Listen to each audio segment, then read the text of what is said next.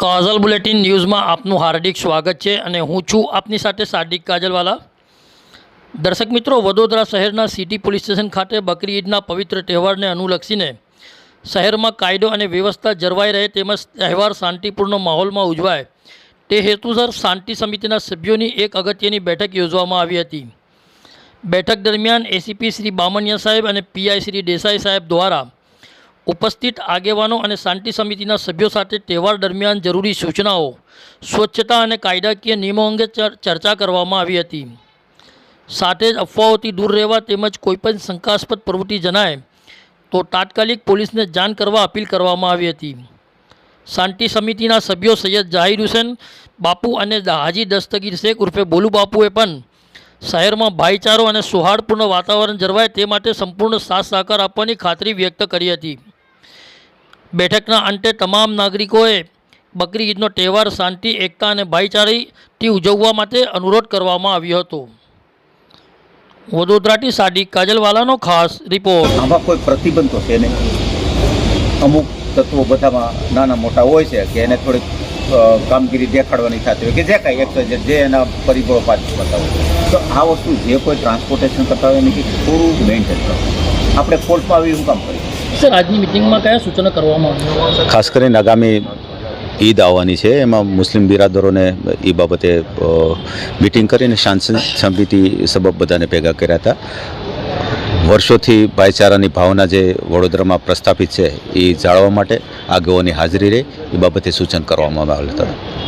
Sir, કયા પ્રકારનો બંદોબસ્ત રહેશે તહેવાર દરમિયાન? બંદોબસ્ત તમામ જગ્યાએ રાખવામાં આવે, સાથે સાથે જે કાંઈ વેસ્ટેજ ઈદ પછી થાય એ માટે કોર્પોરેશનને પણ જાણ કરવામાં આવી છે અને જે ગલી નાકા છે ત્યાં ડિસ્પોઝલ પોતાના બૂથ મૂકવામાં આવશે અને ત્યાં ઉપરથી કચરો પણ હટાવવામાં આવશે અને જરૂરી બીજી કંઈ પણ જે કાંઈ અમે ઇન્ટરનલ જે બાબતોની વાત કરી છે એ બાબતે પણ ધ્યાન દેવામાં આવશે।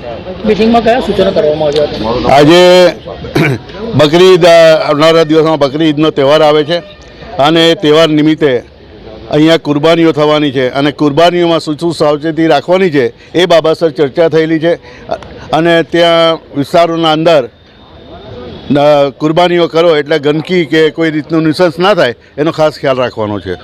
તો મુસ્લિમ સમાજને શું મેસેજ આપશો?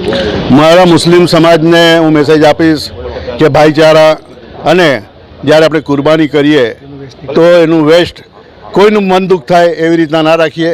થેલી લે અને થેલીના અંદર કચરો ભરીને જે કોર્પોરેશનની ગાડી આવે એના અંદર નાખી દે તો વધારે સારું અને બધા સાથે ભાઈચારા કરીને આગળ તહેવાર મનાવવાની જરૂર છે। શું સૂચનો કરવામાં આવ્યા હતા? આજે બકરા ઈદ માટે મિટિંગ સિટી પોલીસ સ્ટેશનમાં થઈ છે અને એસીપી સાહેબ, પીઆઈ સાહેબે સૂચના આપી છે કે જે પણ મુસ્લિમ વિસ્તારમાં જે બકરા કે જાનવર હલાલ કરે તો એ કોઈ પણ એક પડદો કે આ રાખે કે કોઈ જાહેરમાં એવું લાગે નહીં અને કોઈ કારણસર વિડીયો બનાવવાના નહીં।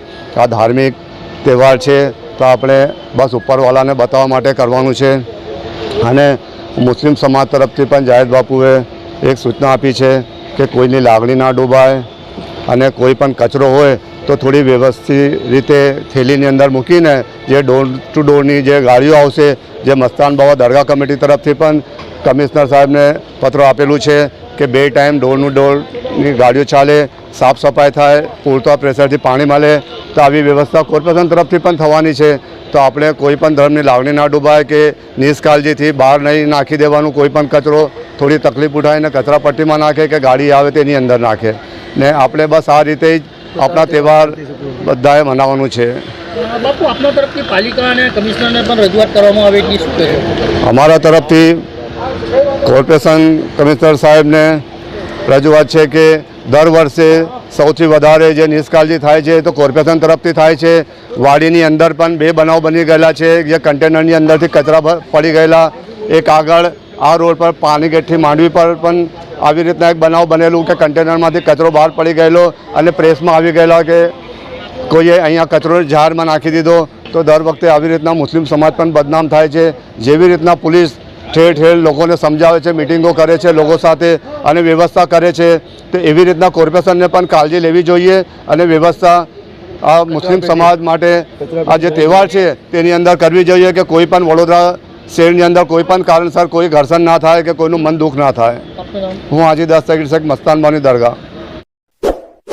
इस वीडियो को लाइक करें, हमारे चैनल को सब्सक्राइब कर बेल आइकन जरूर प्रेस करें